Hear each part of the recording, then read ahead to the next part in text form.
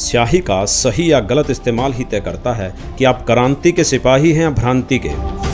भ्रम और भ्रांति जीने की चीजें नहीं, बल्कि यह तो शुरुआती दौर में ही नष्ट करने वाला बीज है। कहते हैं little knowledge is a dangerous thing. नीम हकीम खतराए जान। दोस्तों, आज हम ऐसे ही कुछ भ्रांतियों का खंडन करेंगे जो कबीर साहिब जी को लेकर समाज में फैली हुई हैं। कबीर साहिब जी के विषय में बहुत सारी भ्रांतियां प्रचलित हैं, क्योंकि एक तबका कबीर साहिब जी का विरोधी था। जब कबीर साहिब जी भक्ति में फैले पाखंड, आडंबर, अंधविश्वासों का खंडन किया करते तो कुछ महत्वाकांक्षी लोगों ने उनके बारे में बहुत सी भ्रांतियां फैला दी। इतना ही नहीं, बल्कि कबीर साहिब जी के बारे में बहुत सी भ्रामक बातें पुस्तकों में, साहित्य रूप में और इंटरनेट पर भी दी गई। ऐसे कई आलेख हैं जो कबीर साहिब जी में आस्था, विश्वास और श्रद्धा रखने वालों के मन को ठेस पहुंचाते हैं। तो आइए जानते हैं कबीर साहिब जी से जुड़ी भ्रांतियों के बारे में और साथ ही साथ उनका खंडन कर सच से रूबरू भी होते हैं।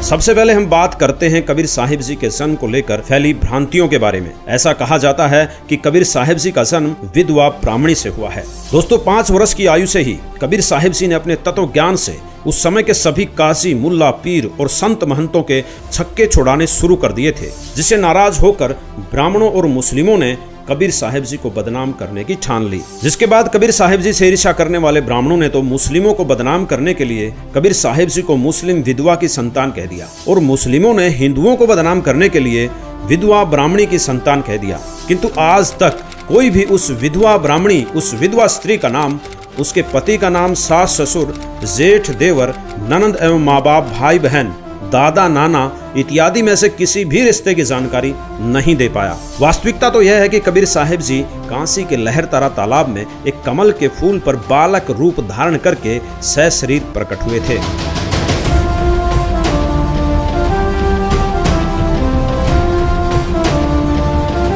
जहां से उन्हें नीरू नीमा नामक जुल्हा दंपति उठाकर ले गए। इसके बारे में स्वयं कबीर साहिब जी अपनी वाणी में बताते हैं। ना मेरा जन्म न गर्भ बसेरा, बालक बन दिखलाया, काशी नगर जल कमल पे डेरा, तहां जुलाहे ने पाया। 5 तत्व की देह न मेरी, ना कोई माता जाया, जीव उदाहरण तुमको तारण, सीधा जग में आया। इसके अलावा वेद भी यही गवाही देते हैं कि पूर्ण परमात्मा शिशु रूप में प्रकट होता है और कुंवारी गाय से उनकी परवरिश होती है। ऋग्वेद मंडल 9 सूक्त 1 मंत्र 9, ऋग्वेद मंडल 9 सूक्त 96 मंत्र 17 और 18 में इसका प्रमाण है।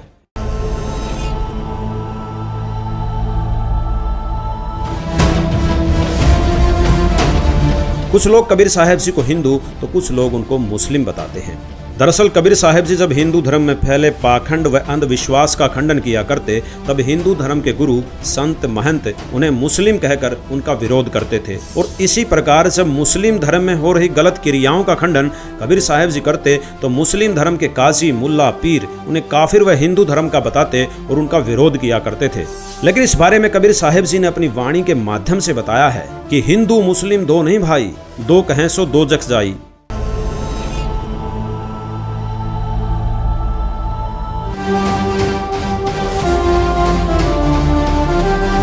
अब हम बात कर लेते हैं उनके विवाह से जुड़ी भ्रांति की। कुछ लोगों ने लोई नामक स्त्री से कबीर साहिब जी के विवाह की भ्रमणा फैलाई, जबकि लोई तो कबीर साहिब जी ने औरत को कहा है। विवाह तो उन्होंने किया ही नहीं। इस बात को उन्होंने अपनी वाणी में भी स्पष्ट किया है। मात पिता मेरे कुछ नाही, ना मेरे घर दासी, जुल्हे का सुत आन कहाया, जगत करे मेरी हांसी। यही प्रमाण वेद भी देते हैं। ऋग्वेद मंडल 9 सूक्त 93 मंत्र 2 में स्पष्ट किया गया है कि पूर्ण परमात्मा बालक रूप में आता है। वह किसी माता से उत्पन्न नहीं होता, और जब लीला करता हुआ जवान होता है तब विषय भोग के लिए स्त्री ग्रहण नहीं करता। सशरीर आता है तथा सशरीर कोई विकार नहीं करता। वह निर्दोष प्रभु अपनी लीला करके ज्यों का त्यों सशरीर जहाँ से आता है वहीं चला जाता है। और यही लीला परमेश्वर कबीर साहिब जी ने भी की है। दोस्तों, जगत में भी सिर्फ विवाह ही नहीं, अपितु उनके बच्चों को लेकर भी कुछ भ्रांतियां हैं। कहा जाता है कि कबीर साहिब जी का एक पुत्र और एक पुत्री कमाली थी, लेकिन कबीर सागर के आधार पर वास्तविकता कुछ और ही है। दिल्ली के बादशाह सिकंदर लोधी के पीर शेख थकी के कहने पर कबीर साहिब जी ने एक मुर्दे को जीवित करने की चुनौती को स्वीकार किया था, और एक लड़के की लाश जो नदी में तैरती हुई जा रही थी, उनको कबीर साहिब ने अपनी शक्ति से जीवित किया था। इस चमत्कार को देखकर वहां खड़ी भीड़ ने कहा, कमाल कर दिया, कमाल कर दिया। तो लड़के का नाम कमाल रख दिया, जबकि कमाली शेख तकी की बेटी थी, जिसे कबीर साहिब जी ने कब्र से निकालकर जिंदा किया था और उसे कमाली नाम दिया। जिसके बाद वो दोनों कबीर साहब जी के साथ रहे और उनकी मुंह बोली संतान कहलाए।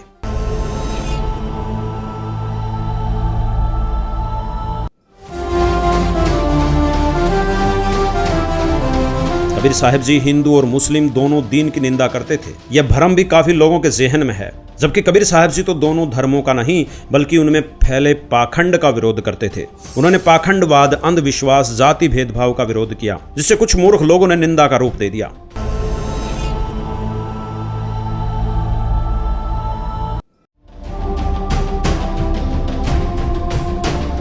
इसके साथ यह भी बोला जाता है कि कबीर साहब जी अशिक्षित थे, लेकिन दोस्तों फिर भी वो ज्ञानियों की श्रेणी में कबीर जी सर्वोपरि रहे हैं। दरअसल कबीर साहब जी ने शिक्षा भले ही ग्रहण नहीं की हो, फिर भी उनके विचार काफी प्रभावशाली थे। उन्होंने अपने अलौकिक ज्ञान के आधार पर 33 अरब वाणियों की रचना की, जो एक विद्वान भी नहीं कर सकता। कबीर साहब जी कहते हैं, 33 अरब ज्ञान हम भाख्या, मूल ज्ञान गुप्त ही राख्या।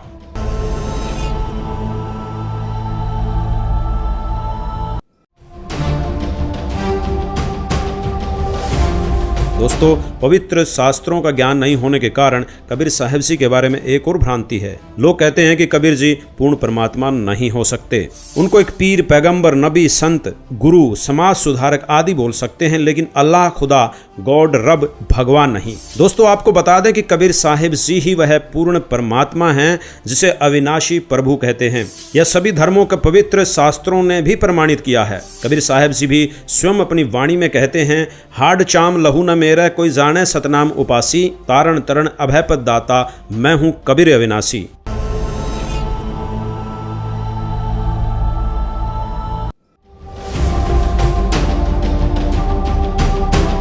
कुछ लोगों का कहना है कि कबीर साहब जी के इष्ट देव श्री रामचंद्र जी थे, इसलिए वह हमेशा अपनी वाणियों में दोहों में राम के ही गुण गाते थे। इस भ्रांति को दूर करने के लिए कबीर साहब जी ने अपनी वाणियों में बताया है, कबीर एक राम दशरथ घर डोले, एक राम घट घट में बोले, एक राम का सकल पसारा, एक राम त्रिभुवन से न्यारा। राम राम सब जगत बखाने, आदि राम कोई बिरला जाने। आदि राम, जी हाँ, वास्तविकता तो यही है कि आदि राम स्वयं कबीर साहिब जी ही हैं, जिनके विषय में वेद, पुराण, कुरान, बाइबल, गुरु ग्रंथ साहिब भी गवाही देते नहीं थकते।